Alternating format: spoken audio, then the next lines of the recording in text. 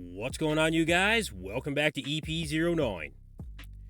So we got a few very impressive updates to go through here, you guys. I wasn't even planning on putting a video out today, but after I saw some of these updates, alright, let's just get into it here. You'll see what I mean. Now, the first one that really got me amped up here was an update from Shouming Yan. He's currently sitting at 8 weeks out of the European Pro Championships in Spain, and I tell you what jumped out at me is really the outer quad sweep on this guy. He's got a really well-developed quad sweep. Combine that with the really wide clavicles, man, the clavicle width on this guy is just insane. You look at the cap delts, huge arms. This guy looks like he really means business at 8 weeks out. Now, it's one thing to be impressive from the front, but he does look like he's pretty wide from the back from what we can see. And that's the really interesting question here when it comes to Shouming Yan, because at his latest competition, which was the 2022 Romania Muscle Fest, he definitely had some work to do on his back. He actually competed the day before that show, he earned his pro card, and he jumped back on stage. Now, he ended up taking 7th place in that competition, but if he's made significant improvement in his lat width and overall depth to his back, I think he'll improve on that 7th place finish from last year. There's a ton of potential in this guy. He's absolutely stacked with muscle. So, we'll continue to follow Shouming Yan as he continues to shred down, getting closer to the show. So the next update I got for you guys here is William Bonac. Now, we haven't seen any physique updates from William for quite a while. He ended up taking a solid 4 weeks off from training and supplements, everything pretty much all at once. He completely dropped it all, and he actually went for a hair transplant. And you know, I'm sure that he did want to take a significant amount of time off from training just for recovery purposes, but he's officially back in the gym.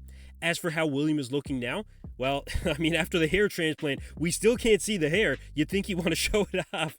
But anyway, he is still really full, really round, and this is on only maybe 2 or 3 meals a day right now, you guys.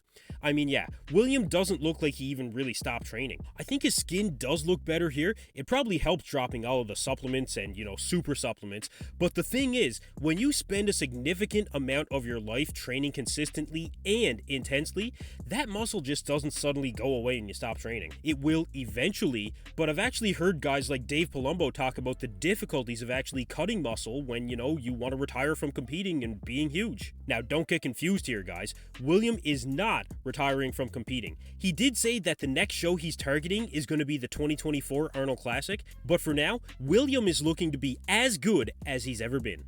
Now, up next, I actually wanted to take a look at a new guy out there. Sam Sulak is the newest addition to Hosstile, and you know, it looks like Fouad has found another young athlete that he thinks has potential. And you know, if Fouad thinks the work ethic and drive is there, I do believe it. And I think you can see some potential in his physique so far. The biceps look big, good traps. He's got a chest pump on here, but you know, the chest does look good. Of course, he has a long way to go, you guys, but there could be potential here. And I wanted to feature Sam here, honestly, partly just given all of the Hosstile mass exodus that we've seen in the recent past from quite a few bodybuilders out there. You know, Nick Walker, Justin Shire, the list goes on.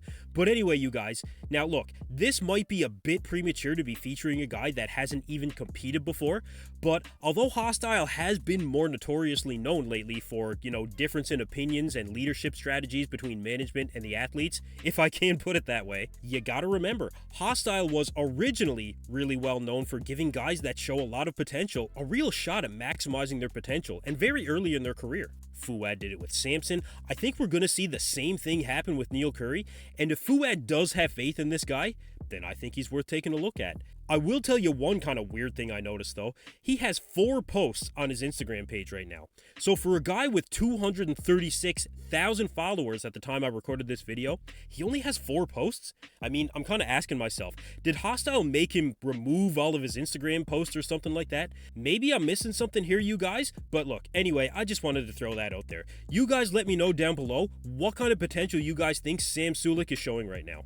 So last up for you guys here, we have an update from the butcher, Brett Wilkin. And sitting at about 16 weeks out from the Olympia, this is pretty much the peak size that we'll see from Brett before he starts cutting his food for the Olympia prep, which he actually hasn't started as of yet, well, at least not as of a few days ago.